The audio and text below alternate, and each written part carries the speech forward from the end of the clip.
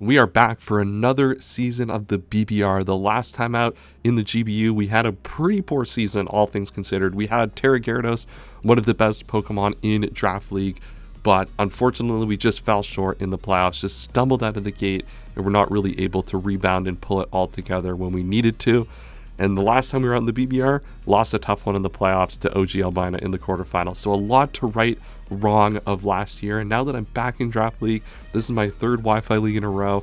I am super excited to take that momentum and go even further.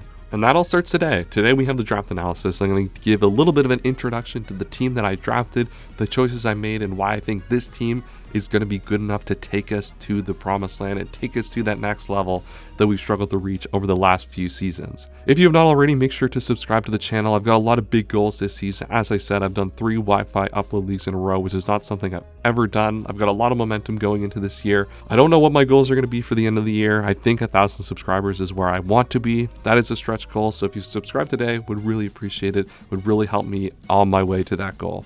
So before we get into the team, let's talk about my draft position. So I ended up with 16th pick in the draft, which is usually really good. And that's great because you get the wheel pick. You get to make 2 picks at a time. It makes the process of building your team a lot easier. You don't have to make calculated decisions about what'll come back to you in future rounds. You just get to go 2-2-2, simple as you like when drafting. The really disappointing thing about being 16th in this league, though, is there are so many cool new Pokemon like Gouging Fire that I really wanted an opportunity to try, and I'm not going to get to this season, unfortunately. That's not to say we don't have a lot of cool options, though, as you could probably tell by the thumbnail. So with my first round pick, I took Palafin. Now, this is one of the most powerful Pokemon in all of Draft League. There is the big opportunity cost, of course, of you having to switch it out and switch it back in to be able to use its most powerful form. But I really think it's going to be one of the most powerful Pokemon on my team, and certainly it's one of the most powerful Pokemon in Draft League. The reason I really like this Pokemon is I had difficulty with Baxcalibur in GBU, not being able to push a lot of progress. I think there was a lot of matchups that it just had difficulty breaking, and Palafin doesn't really have that issue for the most part. It's got a really good range of coverage options, hitting with great stats with Wave Crash, Flip Turn, but the special aspect of it is just as important. It's got access to Boom Burst, Grass Knot, a really good special attack, and that is super critical on a mon like this that I think Baxcalibur in some aspects was a little bit one-dimensional in the GBU season, and that it was really only good as a dragon, skill shot setup attacker. Had some good opportunity to use, its Choice Scarf at some point, but this Pokemon is just super powerful. It has Encore, which is a very powerful utility move, and then moves like Agility allow you to get some interesting setup opportunities. So this Pokemon is going to be really difficult to prep for my opponents, which I really want out of a top tier threat. I think Baxcalibur at times was a little bit easier to prepare for, and I don't think Palafin is going to have the same problem. To complement Palafin on the wheel, we took Meowscarada, and Meowscarada is kind of like Greninja operated on my last draft, and that this is a perfect fast Pokemon. It has all of the aspects that you would like. Knockoff, Flower Check is a really good ability, the critical hit, really important to preventing various setup sweepers from taking advantage of my team, especially ones that could set up on Palafin like common water types. It's also got a lot of great utility, Trick, Spikes, Toxic Spikes, so much that can be used in tandem with that offensive pressure to create residual damage over the course of the game. It is a little bit one-dimensional in the sets that it wants to run, even though it gained a move like Triple Axle. It's really going to be just a physical attacker that runs a few coverage moves, maybe runs a Spike or a Trick to have some extra utility, but overall, this Pokemon is just here to be the fastest Pokemon in most matchups and to pressure things with Knockoff, Flower Trick, Triple Axle, and then Spikes. While we didn't get access to stuff like Gouging Fire or Latios with Luster Purge, we got Raging Bolt, which honestly is a really good consolation prize in terms of the new Pokemon. This Pokemon is insane. Photosynthesis is such a ridiculous ability with the booster energy. Now, this is not going to be able to take advantage of the speed without a Jolly Nature, so that's something to keep in mind. But Thunderclap, what a move that is. Priority for that. Calm Mindsets are going to be really powerful, and it's just a great special attacker. And look at the sprite. Come on, you can't tell me that this sprite is not just amazing to look at in game when the mane of the lightning cloud goes back. That is just super awesome, and I'm super excited to get to use this. I think that this Pokemon is, low price compared to stuff like the Gouging Fire, but I think it's going to have such a great impact on this team especially with Palafin and Meowscarada able to put pressure on ground types that would typically wall this.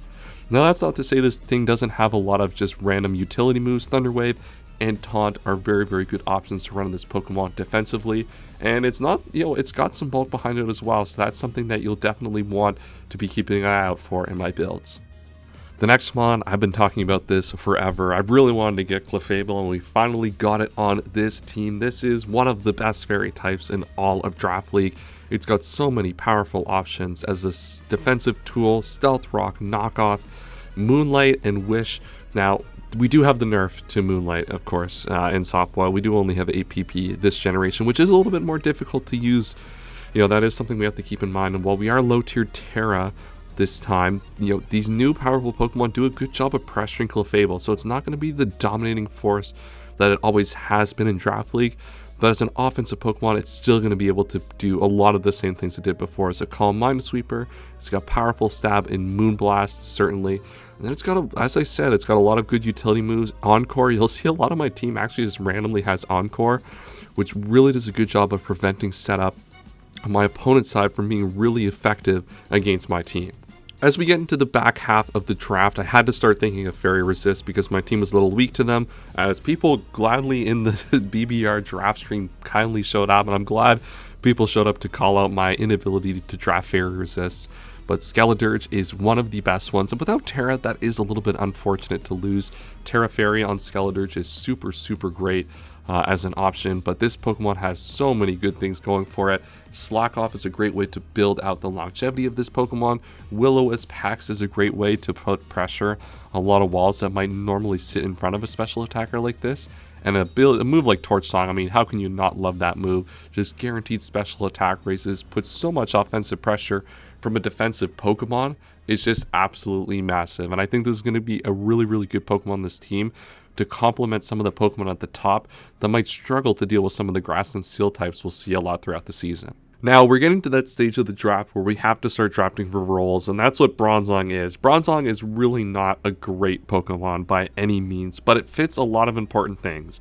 One, it covers a lot of key resists that my team kind of lacked. It doesn't have a really solid ground resist that's consistent. Meowscarada can switch in every once in a while, but not consistently. I don't really have a flying resist, and I don't have a rocker that I really want to use in that role all of the time.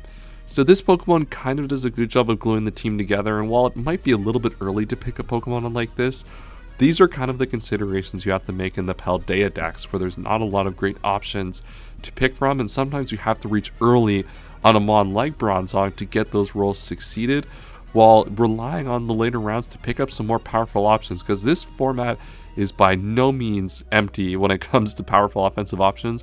With these defensive checks and these role players, you really have to make sure you prioritize them early.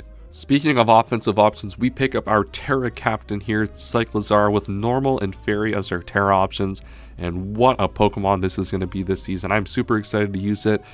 Before we get into the offensive capabilities, we have to mention it's a hazard remover. That's something my team definitely lacked at this point, is having a good way to remove hazards. And while it is, you don't want your Terra user to be, reliant on being a hazard removal every week, that is certainly an option it has. But as a Terra Pokemon, it has so many great options. Shift Gear is super, super critical to this Pokemon. You can just set up Shift Gears and just win a lot of games with Terra Fairy. And then Terra Normal gives you access to something like Terra Normal Double Edge. And with the Regenerator ability, that can just come in and break through a lot of teams' defenses super consistently throughout the game. There's a lot of things that this Pokemon can offer. It's got decent coverage, nothing, to write home about. But it's got access to moves like Overheat, which can help pressure, some common types that might switch in on it. It's got Knockoff as well, which is a really good key move to have in roles where it's going to operate defensively. But as a Terra type, I think this was one of the best Pokemon on the board. And we see, especially in low tier draft, where we take out, the top half of the board, this Pokemon really shines in that sort of metagame, and I'm really excited to get to use it in a full tier list. The next one we took is Okidogi, and I'm not going to spend a lot of time talking about this Pokemon because I've had it very recently. Make sure to check out that draft analysis in the description to hear a little bit more of my thoughts on Okidogi. But this is just a really, really good physical fighting type. The access to Bulk Up, Knock Off, and a whole slew of other coverage just makes this Pokemon such a good physical breaker. And even though we don't have Terra on it this time, I think its utility is still going to be very, very good as a bulky attacker and a setup win condition. We have 2 more picks to round out this draft, and one of them was Iron Jugulus. I actually had this on my BBR team last season, and it didn't really get to hit the field that often, but I'm super excited to give it another opportunity on this team. If it's a really good speed tier on my team, I didn't really have a lot in the 110 range, which made this team maybe a little bit difficult to build with at times, so that's a good thing to cover off. But with that booster energy, once again, that item is just such a very, very powerful item to have access to. And the flying and dark coverage is just really, really powerful into a lot of teams. So super excited to get to use this Pokemon again, and hopefully we get to see it a little bit more often. And for our final pick to round out the team, we have another repeat from the previous BBR season, which is Palossand. This is just another rocker to have access to on the team. It's a ground type, which I didn't have access to before either. So really just here to fill out a little bit of roles at the bottom end of the team. Going to be there to just set up rocks, take some hits, deal a little bit of damage with Earth Power, Nightshade, Shadow Ball, and Shore Up is just a great way to have access to recovery on this thing. So just a decent mod to close out of one of the last remaining roles I wanted. So there you have it. That is the draft analysis for Season 7 of the BBR. I am super excited for this season, and I hope you are too. A few shoutouts at the end of this video. This video would not have been possible without the help of a few very key people. John Jr. for helping me put the clips together for this. We spent a couple hours getting all of these clips together so you could enjoy this draft analysis. And Kirby for doing all of my thumbnails this season. I really, really appreciate the effort that he has put in to help make this channel what it is. So that is all I have for the draft analysis. Week 1 will be up next week. We're playing each champion Braden, known TikToker actually. He's a TikTok Wi-Fi player, and I never got the chance to play him, so I'm super excited for that. Make sure you're subscribed for that game on Saturday. I will see you then, and as always, have a wonderful day.